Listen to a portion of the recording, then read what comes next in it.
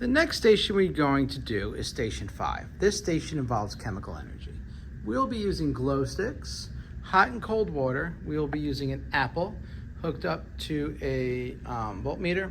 We will be using different types of metallic insertion things, I guess you can call them, to do this. So the first thing we're going to do is we are going to go over station 5 and see what we're going to do.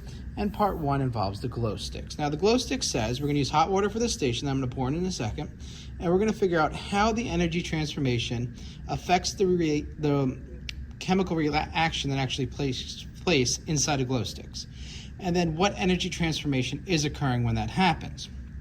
So we're going to take a look at our unbroken glow stick. This is our unbroken glow stick. I have 3 of them. All right, and notice the container inside the glow stick. So if you look inside here, you can see a little container. We're not going to draw the diagram, but you can look at it, and then what we're going to do is put our hot, cold water in 2 separate cups, which we did, and then bend the 3 glow sticks until the containers inside break. Now when I crack these, see here that crack? What actually happens is there's glass inside here, and that glass is what holds the stuff that mixes in with the glow sticks. So when I crack this, see you can crack it multiple times and shake it, that's what makes my thing glow. See, this part didn't glow yet. So I can crack it there. So now I got a cool glow for my glow stick. All right, we're gonna place the glow sticks in them for 2 to 3 minutes and then take them out and compare the brightness of the stick. So here's my glow stick. I'm gonna crack all 3 and then place them in the no water, cold water, and hot water. All right, so this is hot water, this is cold water, this is no water. All right, so we got that there, there, and there. So this is the first one. And no water. I'm gonna crack these 2. Crack, crack, crack. All right, I've got some hot water. I'm gonna pour in my hot water. Once again, using my thermos mug.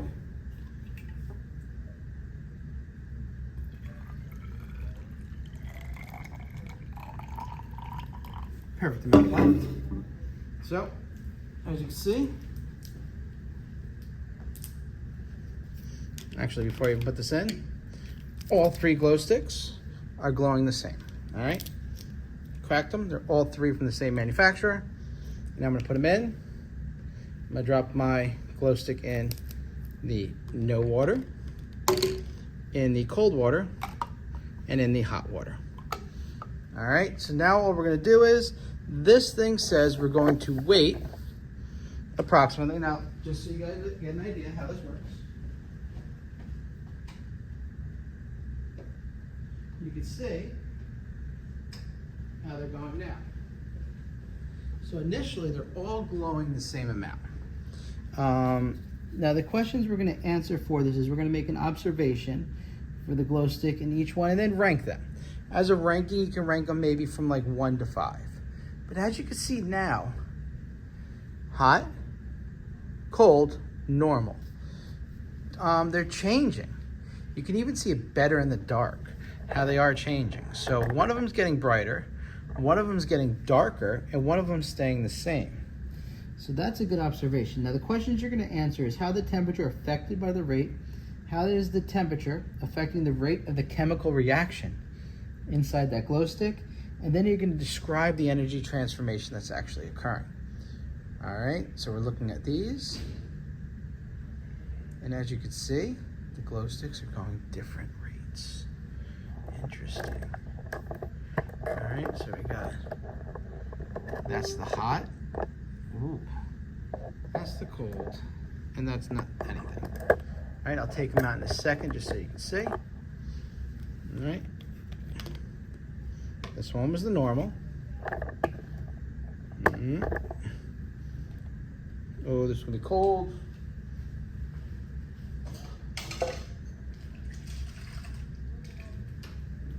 This one was the cold. It's kind of similar to the normal. Not as bright. And then you got the hot right here.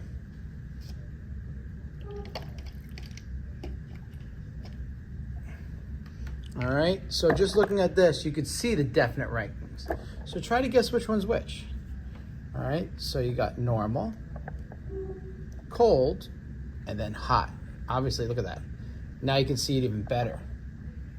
Hot, normal, cold. So you can see the difference in the rankings. All right, so now what we're gonna do is we're gonna move on to the next activity. Turn back on my light. And the next activity, is going to be using an apple.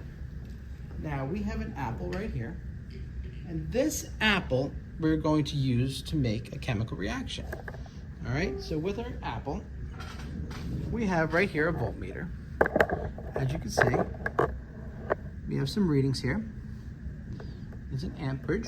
We have nails. Now I already made the marks on the nails a centimeter apart, just to save time, and also some copper and metal wires. And what we're gonna do is we're gonna put all these things inside the amp. All right, once we do that, not inside the amp, inside the apple. So I have my apple right here.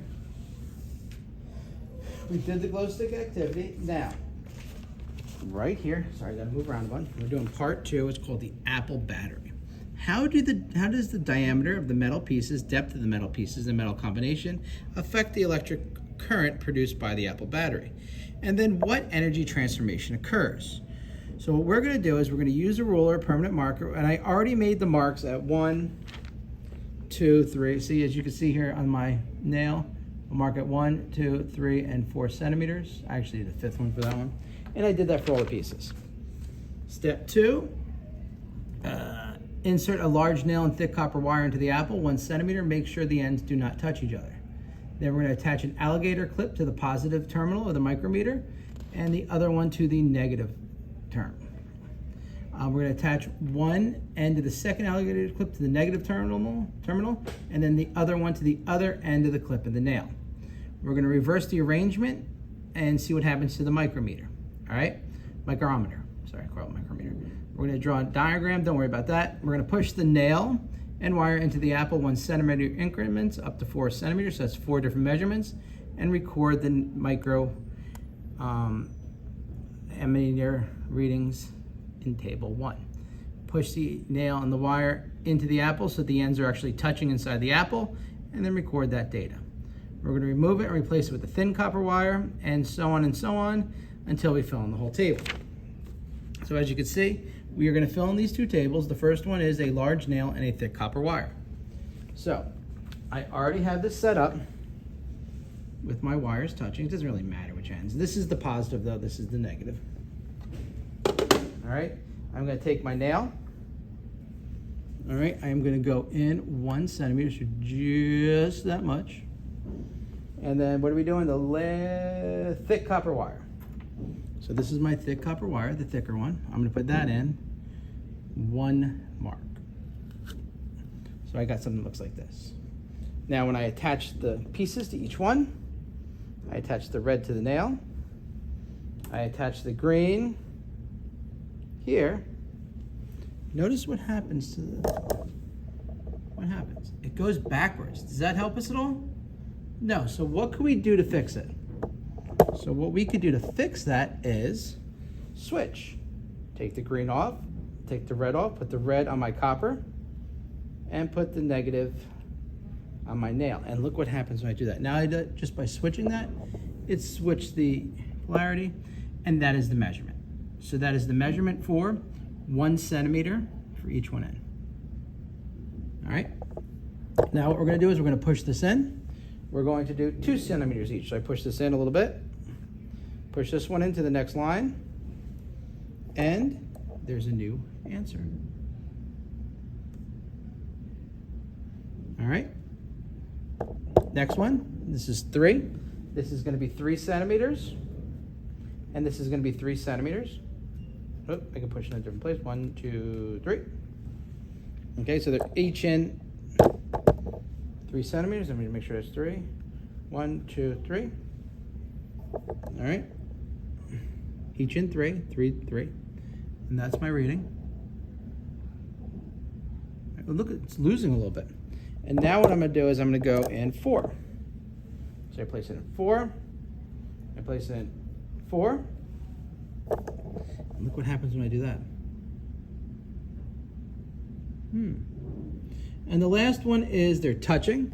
So I have to actually make the metals touch in here. How do I know they touch? I'm going to have to feel for it. I'm just going to go like this. Push it in. I don't know if it's touching there. Oh, I can feel them touching here. Look what happens when they touch. Huh. Interesting, right? All right, so that's the first one. Now I'm gonna take this off. We're gonna do the large nail and the thin copper wire. So I'm gonna keep my green on my large nail. The thin copper wire is this little one right here. All right, so I'm gonna put this one in. This all messed up and twisted and turned. This one in, 1 centimeter. I take my nail, I'm just gonna use a different hole, and then 1 centimeter. All right, I'm gonna hook this up. All right, see how they're both hooked up perfectly? Good, they're each in 1 centimeter, and that's my answer. Next thing I'm gonna do is I'm gonna go 2 centimeters. All right, so now 2 centimeters. I'm gonna push this in a little bit more. 2 centimeters, and that's my new answer. Right. Notice it fluctuates a little bit. Now I'm going 3. Pushing a little bit more, pushing a little bit more. All right, so that's 3 centimeters each one. Oh, they must be touching. So I'm gonna pull out this one and just go 1, 2, 3. How do I know that you're touching? Well, I know how this experiment works. And there's 3. All right, and the last one is 4. 4. 4, don't want it to touch. And there we go, that's 4. All right, last one's touching. What do you think happens when they touch? Whoops, oh, I'm off here. I have to go crooked to do this. So when they touch,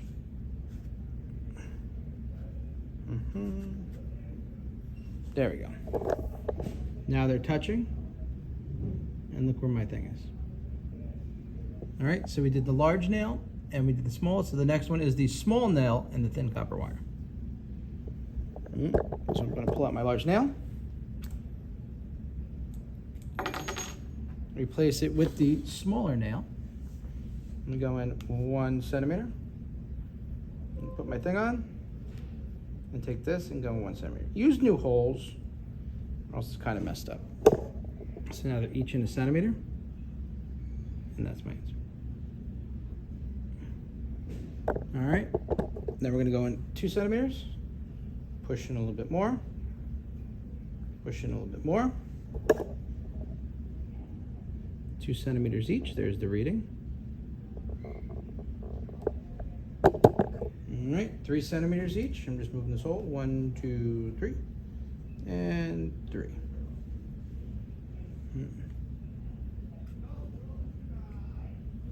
All right, so that's 3 centimeters each.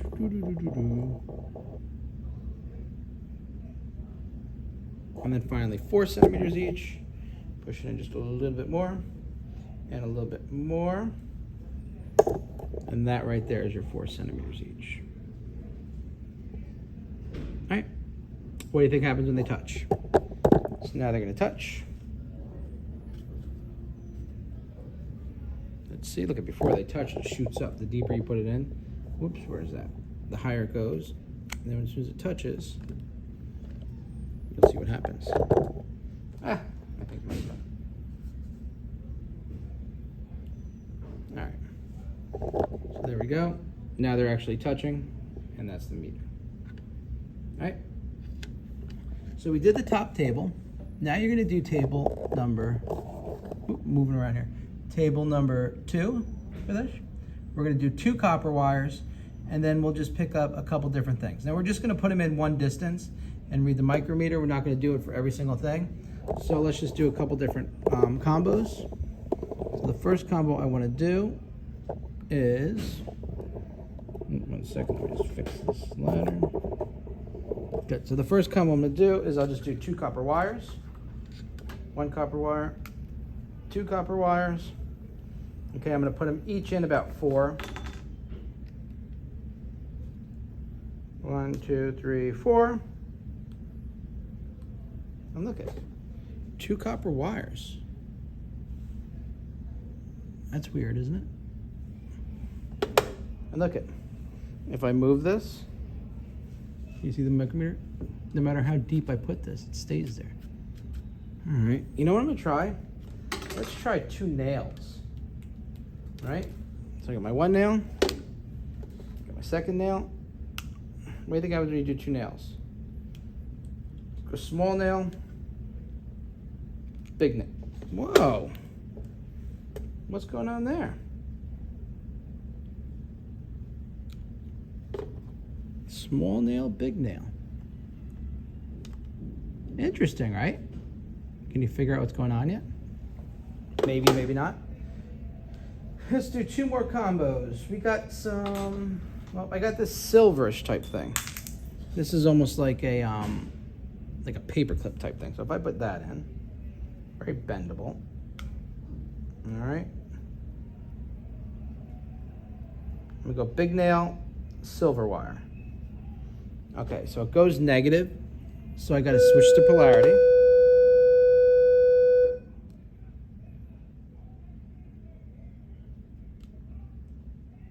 And I get some reading. So the silver nail and the big nail gives me something. All right, so let's finish this off. Let's go 1 more. Let's go big copper wire and the silver nail. Uh-oh, look at that one goes really negative. So there's something going on there. So I'm gonna switch again. And look at that one. So the big copper wire, the silver wire is about there. So now you got all your information for your apples. Whoop, right here. So you were able to figure out all these. And then we just did 3 here. And we did the 2 copper wires. We did the 2 copper wires, the 2 nails, the nail in the copper wire, and the copper wire in the nail. You don't have to do another one. And then you're just gonna answer the 2 conclusions. Explain how the depth, the diameter, and combination of wires affected the electrical output of the Apple battery. Use this for your answer. Then describe the energy transformation that occurred. Once again, your energy transformations are listed right here. And you can figure that out. And if you want to learn a little bit more about this, you can take your station guide that everyone has. And you can read the what is happening. It tells you exactly how the glow sticks work, how the little glass containers and you have the dies inside separate. It also tells you how an Apple battery works. Very interesting information of how the electricity flows through the battery based on the different chemicals involved. But for now, that's the end of this station. All right, once again, this was the glow stick, station 5, the apples, and this was the introduction into chemical energy.